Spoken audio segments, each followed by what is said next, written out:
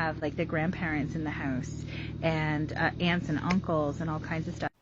I agree with her na wala kayong nakikita masyado. As far as I know, wala akong nakita sa Vancouver na Asian na homeless. Limitan, mga puti talaga ang makikita mo doon. Ang pinakamaganda kasi sa culture nating mga Pilipino, mga Asian, we help each other.